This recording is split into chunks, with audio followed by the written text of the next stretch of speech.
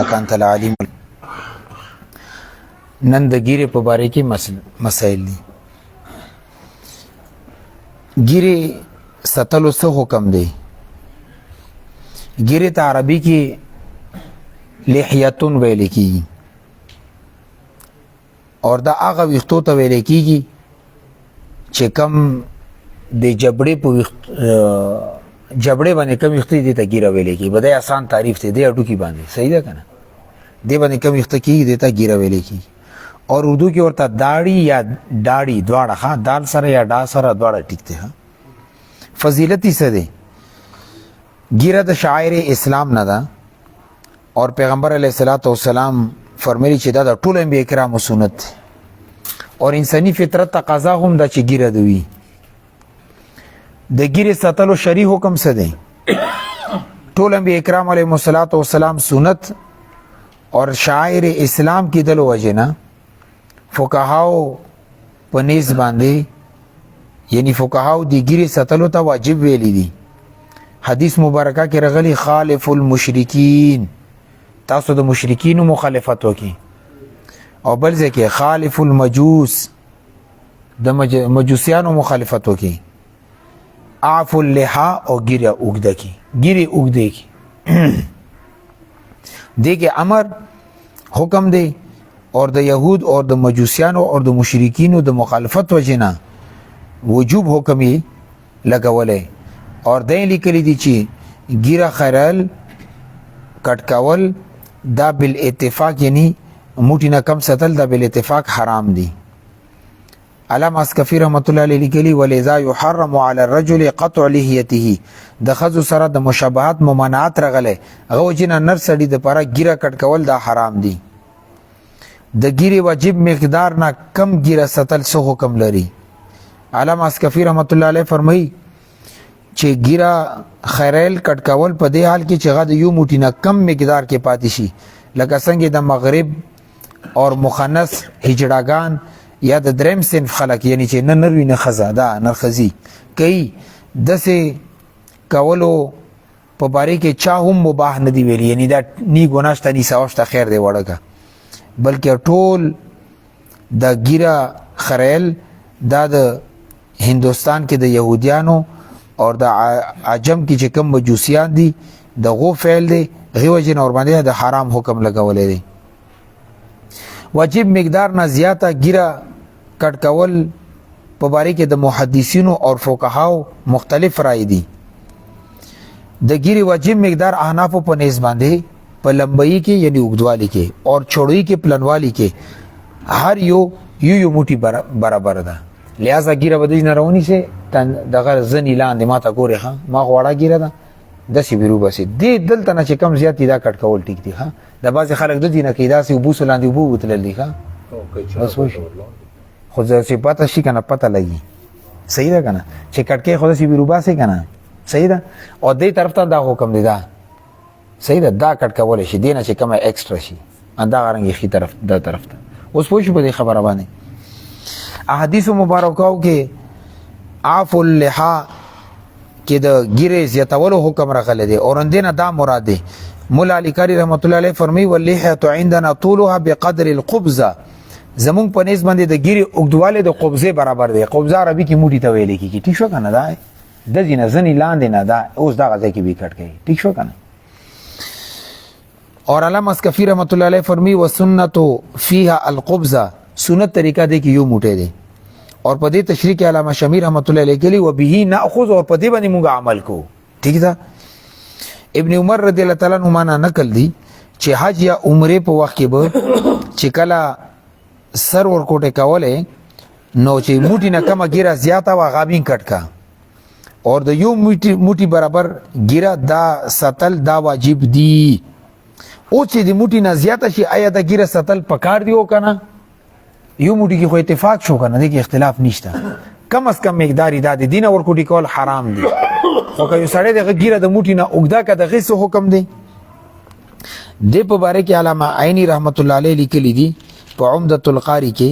چې فقها کرامو د ګیره د پرسه حد مقرر کړي نه دی خو بیا هم ک ګیره چرته زیاتواله وی نو زیاتوالی حکم راغلی نو ما په نسبت باندې د دې مطلب دا دی چې دومره حد پورې د ګیره اوږدا کی چې خلکو کې د غې کم عرف ته رواج دی غې نه زیاته نه وي پوه شو کله کله عرف او رواج څنګه کتلی کېږي چې بس دومره ګیره خلک ستی خیر دی دا دې ستی هېڅ خبره نه ده بعض محدثینو او فقهاو لیکلي دي چې موټي نه زیات ګیره کټ کول دا واجب دي خو په دې خبره باندې ځان پوهېږي چې دی واجب نه هغه واجب نه دی مراد چې کوم عام طور به موږ لازمي په معنی باندې اخلو ښه ټیک شو که نه اور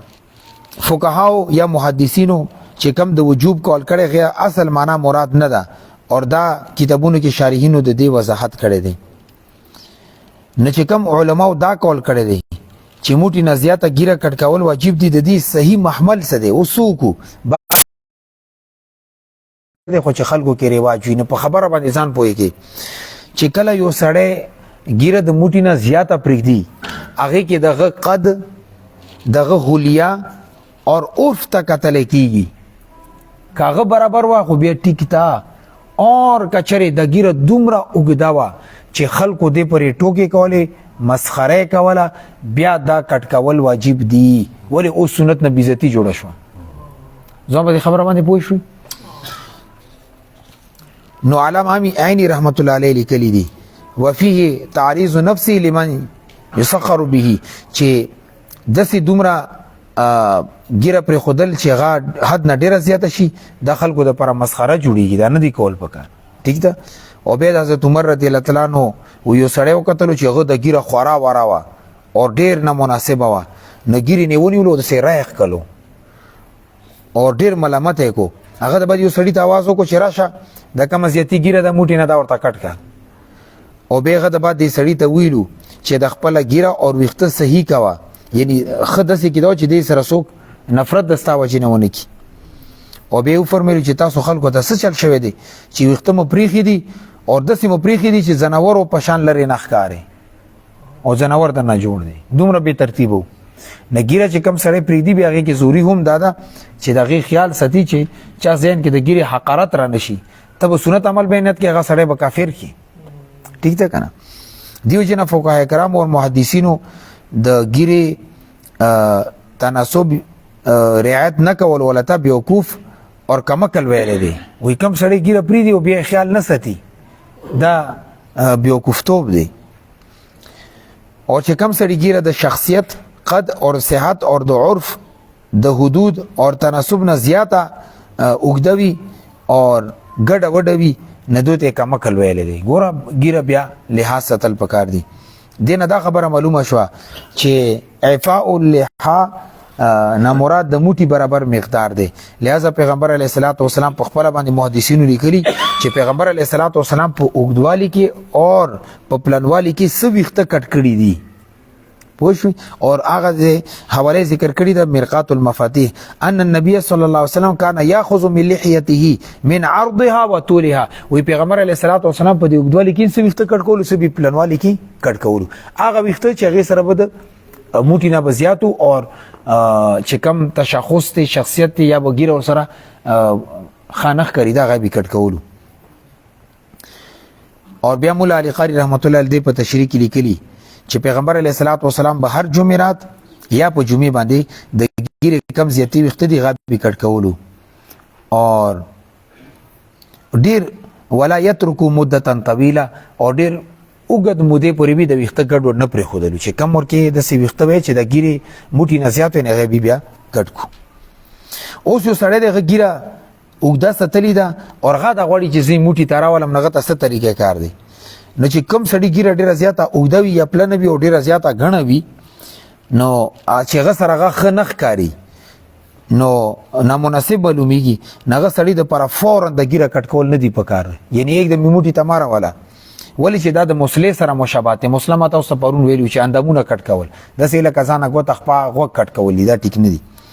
دویم دا چې خلکو به ذهن کې شکوک و شبهات پیدا شي لہذا به تدریج معمولی مقدار کې کټ کوه چې تر دې پورې چې یو موټي ته راورسېږي ډېره زیاته اوږده ده نوم پورې ده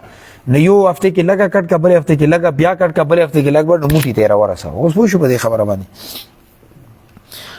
اور چې کم د موټي نه زیات ګیره ساتل دی هغې کې سړي شخصیت ته قد ته عرف ته چې مناسب ښکاري نه بیا د خیر د ګیره پرېږدي. ټیک ده که نه. امام غزالی رحمت الله علیه څو شیزونه ګیرې کې مکروه لیکلي دي. پهلا نمبر باندې تور خضاب لګول، واسما لګول، بالکل سوچا ګیره تورول، دا مکروه دي. ادرکو سره یا یو بل کیمیکل سره بتکلفه ګیره سپینول. ټیک شو، دا یو فیشن دی، مخکې زمانه کې به اوس نه و. ټیک ده که نه. ګیره سپینول، ادرکو سره ګیره سپینېږي نو ګیره په زور سپینول دا ټیک نه دي. اور ګیرې کې ویښته کمول یا سپین ویښته ایستل، کټ کول داسې چې ویښته وباسي، ټکې ټکې به غونډه ورځ لګیا وي. او بعضې خلک یې خوري یې ورته د ګیرول نه پرېږدي، بس وکړه عادت مه دی خورم، دې په ځای چېرته ګوتې ونه خوړې لمن دې ونه خوړه به دا ګیره خورې، دا منلو خبره ده. اور یا سپین ویښته ایستل، ګیرې کې سپین ویښته راشي نو نه دا مکروه دي. ښه امام غزالی رحمت الله علیه لیکلي. څلورم دا چې ګیرې په مقدار کې بتکلفه اضافه کول تر دې پورې چې د ګیره په دې ننګو باندې راوخیږي او دغه ځای پورې د ماریم پکې پټه شي، په زور دغه ځای ته رسول. ولې چې ګیرې خو حد مقرر دی، دغه ځای نه ونیسه کنپټي نه، دغه ځای نه. ټیک شو، دا هډوکي باندې چې کومه دا ګیره ده.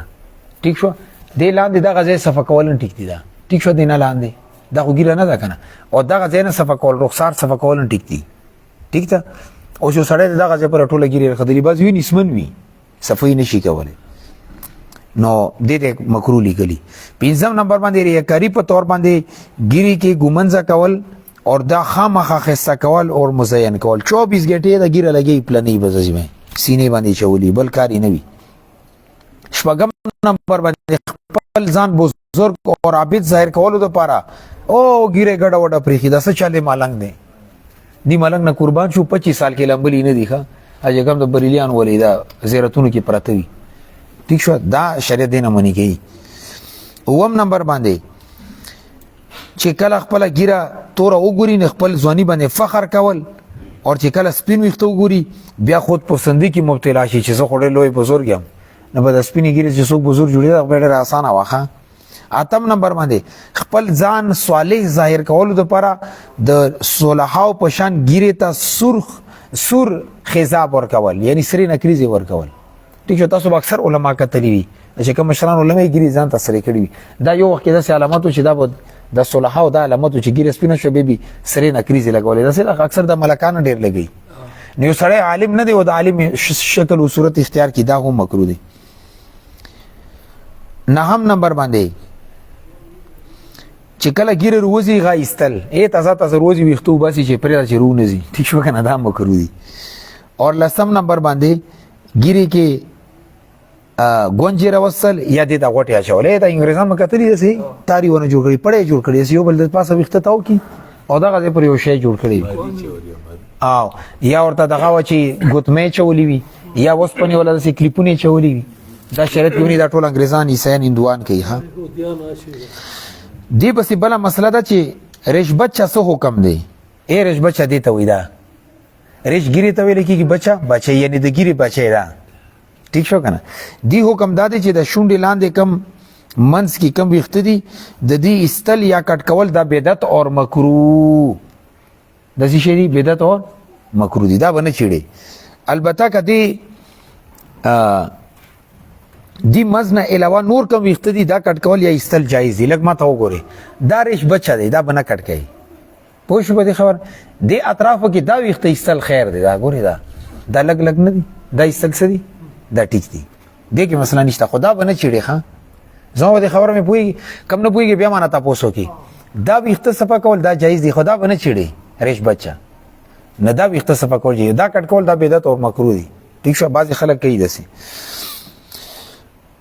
مارے باندې اور په دې ننګو باندې کم ویښته دې څه حکم دی. دې ویښته کټ کول جایز دي، ولې چې دا د ګیرې په حدودو کې داخله نه دي.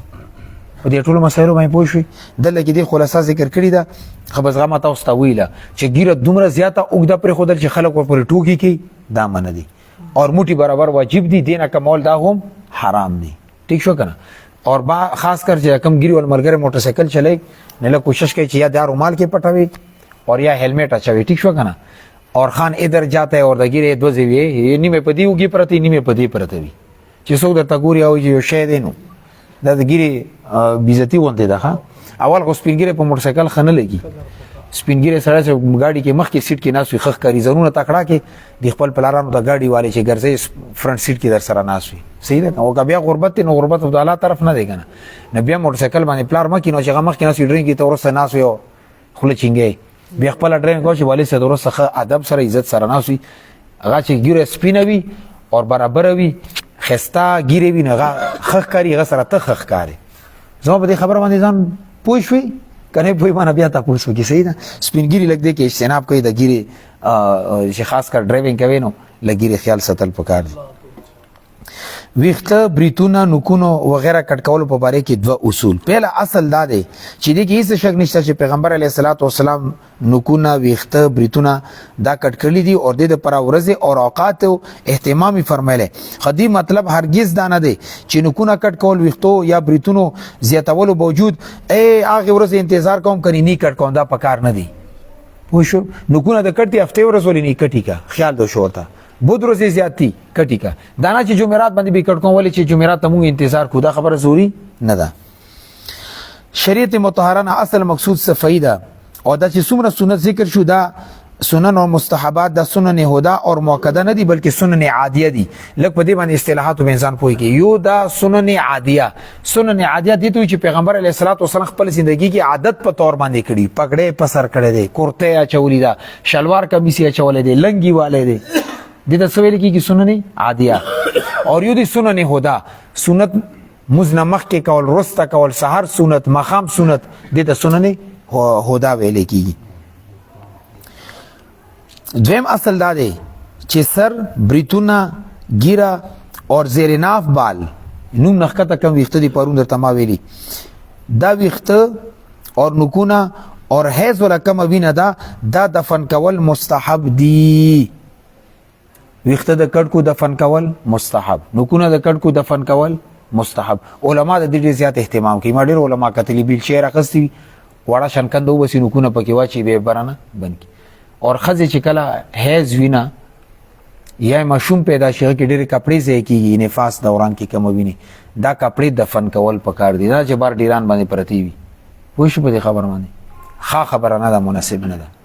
پردې ولا شیزه پردې کې ستل پکار دي کور غټ کور دی بس یو طرف ته کندو بس الته دفن کې صحیح ده دیګ یو طرف ته د انساني اعضاء او تعظیم دی او بل طرف ته شرم او حیا هم دا تقاضا لري چې دا پټ کړل شي اور ټول نه زیات دا چې کمهول کې دانده سي پاتې کړي شي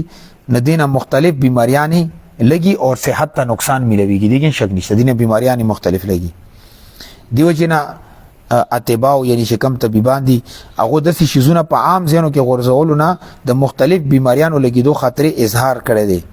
دیو جنا دا شیزونه یا دفن کول پکار دي یو ویران ځنګل ته یو څه چلته ای سکني الته ورځو یا صحرا ته یو څه الته ورځو بیا خیر ده خو عام آبادی کې ډیرانو باندې او واشرومونو لیټرونو کې دا غورځول نه دی پکار ټیک شو او دا درخواست درته هم دی دا ګور آداب وکړي دي تاسو مثال هر هفته صفائی کې میاشتې کې غست خپل کار دی خو چې کله زیر ناب بال صفا کې یا د طرف وګونه بلیډ سره صفا کې نه دا واشروم کې مپری دی هر واشروم کې یو ډسبین وي خو مهذب خلکو کې ما تاسو پته نشته خو زموږ خپل مدرسې اور د کور هر واشروم کې ډسبین پروت وي دا ویختره خلی دا ډسبین کې ورځي ولی یو خدا کدا ته فرش باندې پرې دی نشه کم الته کې ډرینیج د پر کم هغه جا لګیدل غا بنديږي اورغه ته زنانه رزي ګوري بي مشومان برزي ګوري او چې دا سګند پروت دی خو ځان بسر غورځي هغه دي شونه نه خبر کنه اور کا فلش کې دا واچولو نو فلش کې دا خطر چې فلش ور سره بلاک نشي او چې فلش بلاک شو دا غون بیا به د فرشونه مته په ډبل توان وکي اور خاص کر کم بلیډ استعمال کې هغه بالکل فلش کې ما ورځوي دا زنانه دي د ډېر اخلاص لګي کله کله بیا چې فلش باندې لاس پکې ومني او چې کې بلیډ پروت غوته کټ شو بیا ندی کې صفائی خیال ساتي او چې کم دا بلیډ دي دا د ډسبین کې ورځوي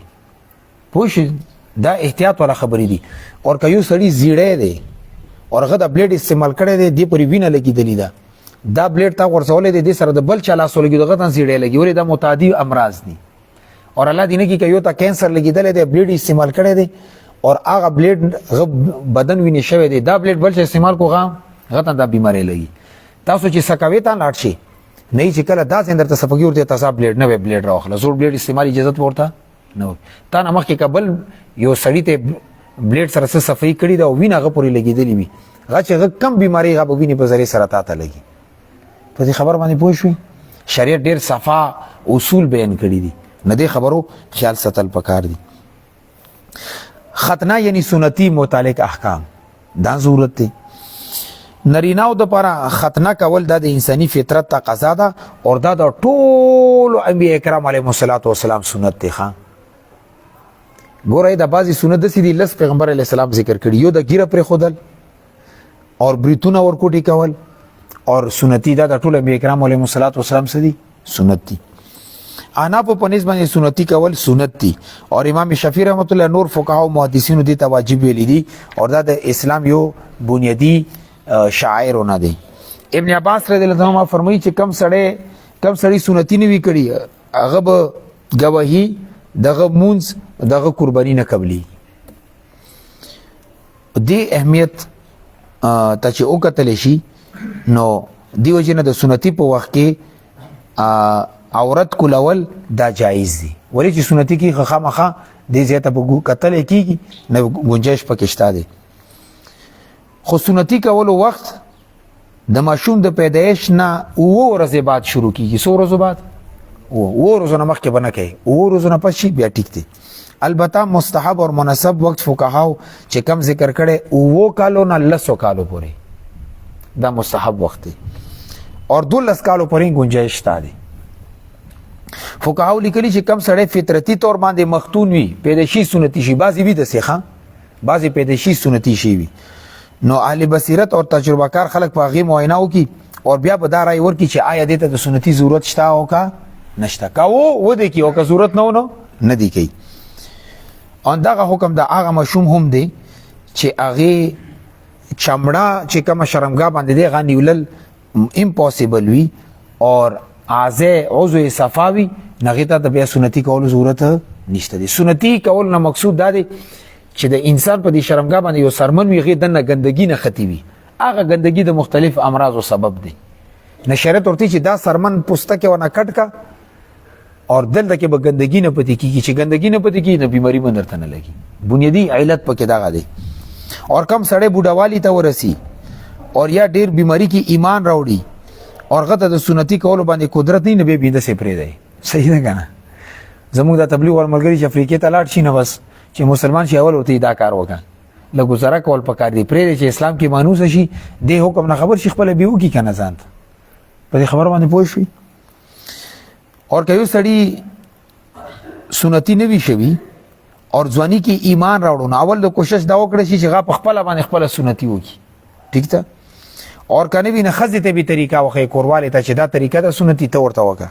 اور کدا نبی نبی دریم صورت کې ډاکټر یا مجبوری چې کم وي هغه باندې بیا کول شي نه پیله صورت سره خپل باندې کول دریم صورت خپل کورواله دی ورته وکي اور کدا پوسیبل نه وي په دریم صورت کې دی بیا ډاکټر باندې خیر دی وکي مور پلار یعنی ک یا هغه سره چې چاته وصیت کړی شي هغه د مشوم سنتیو کی اور غین هغه مشوم نقصان وکړو یا مثال په تور الله دینه کی وفات شو یې د اندام کار پر خودلو نه دو باندې هیڅ توانشته خو پلار مور اور نیکنه علاوه کا بل چا د بل چا سنتي وکړه اور هغه کې نقصان وکړو نو بیا به توان لنډی تا کار سو اوس پوه شو به خبره باندې دا لکه دې مسلې ته ولاړ دی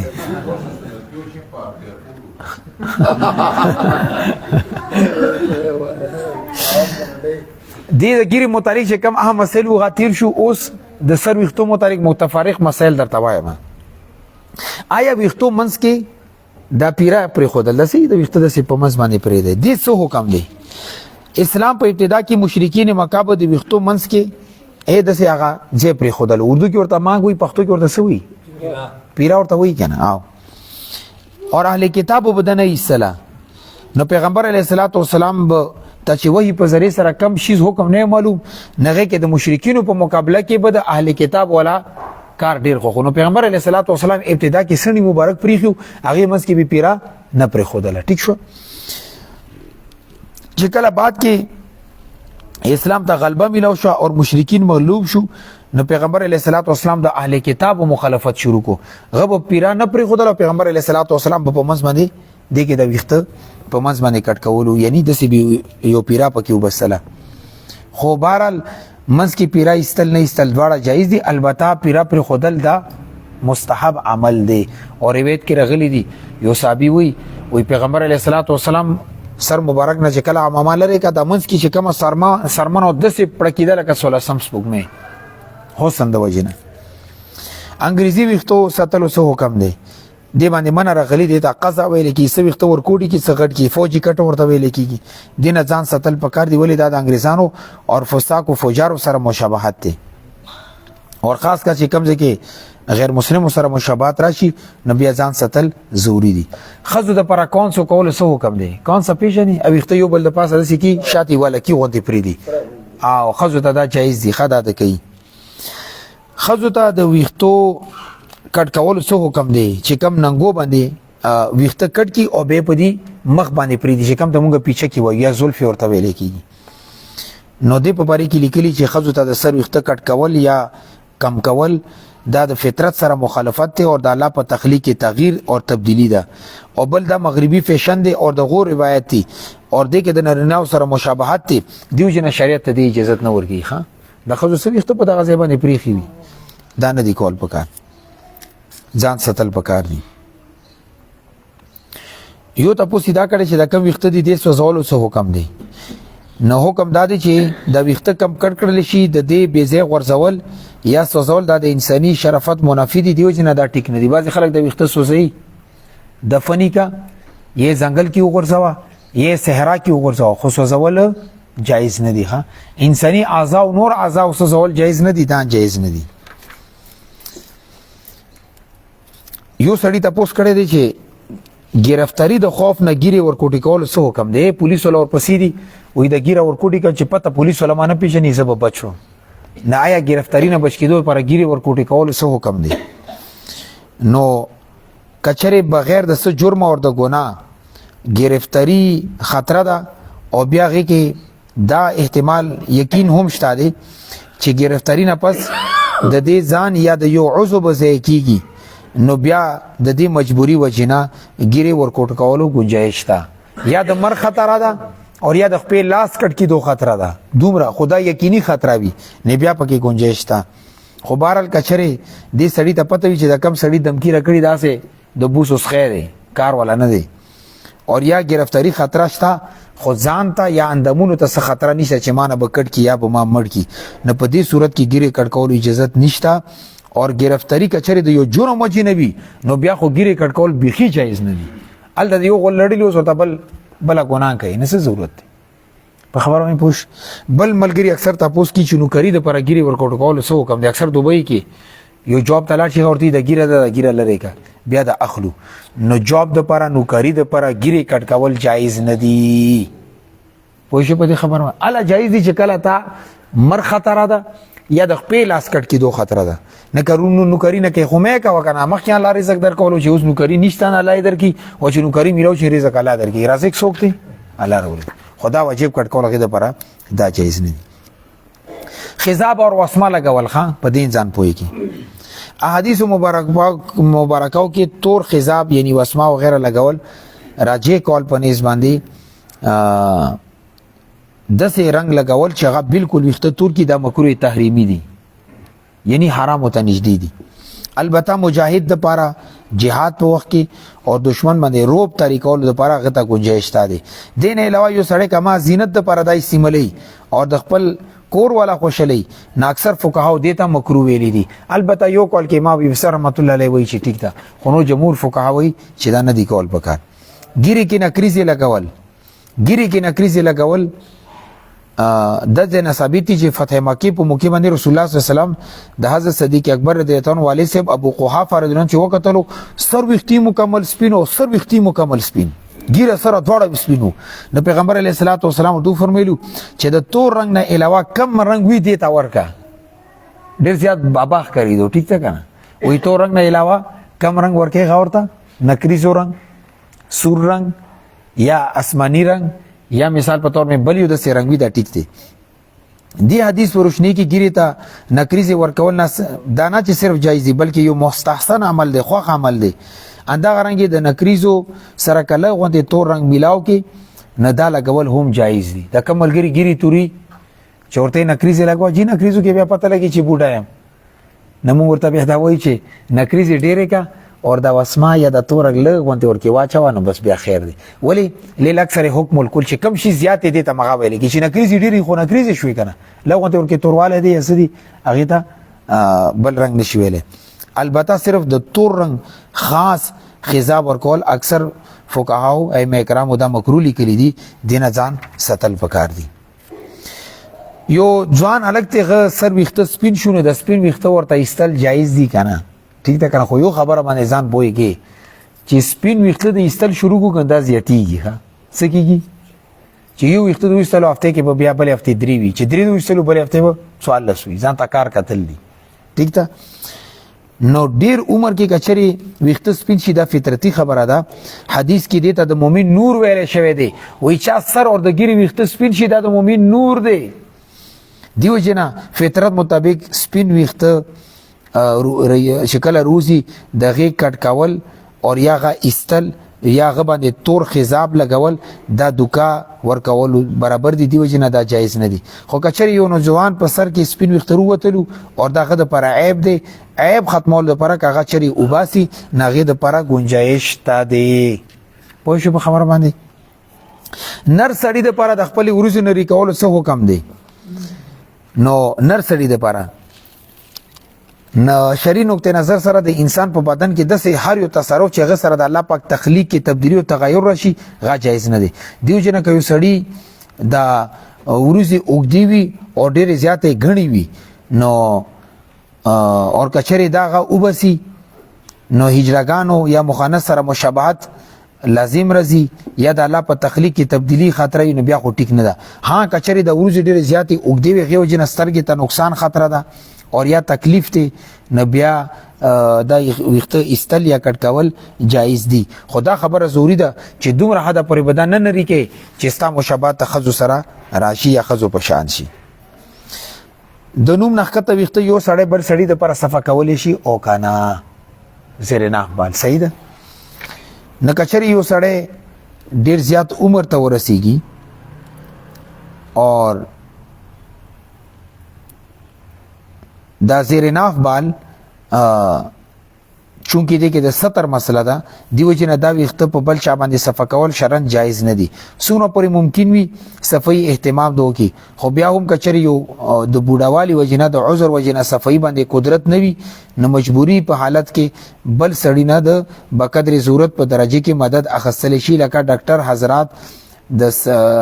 چکل ضرورت راشي نه 70 په ځای کې چکل بیماری ګوري هغه ته د کانتلو گنجائش تا ده اندغه رنګي مجبوری په بنا باندې نوم نخته کم وخت دي د غیر صفای د نورو په لاس باندې په قدر ضرورت غنه مدد اخصل جایز دي خو فقهاو لیکلي دي ان غض بصره چې سترګې به اخته کوي ټیک شو کنه سترګې ورته نه غړي حتی الوسه او دلته کې دی ور سره حجام ذکر کړی دی فی جامع الجوامع حلق عنته بيده وحلق الحجام جائز کچری یو نه دا کینو دا ټیک دی ها نو پہلا نمبر به حلق عنته بيده دا زیرنا بال د خپل لاس باندې صفا کی وحلق الحجام جائز نو کني باندې کین دا ټیک دی خو شرط د ان غض بصره چې غ خپل سترګې ښکته ساتي ټیک شو کنه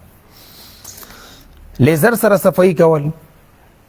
نو لیزر سره صفائی کول جایز دي سم مسله پکې نشته ده خو دا چې دغه د خزو سره او اجراګانو سره مشابهت نه وي اور دین شرط پکې دا دي چې دا مضر صحت نه وي صحت ته نقصان نه رسي نبي دې سره صفائی کول جایز دي الله رب عزت موږ ته خبرو مې عمل کولو توفیق نصیب کړي اللهم صل علی محمد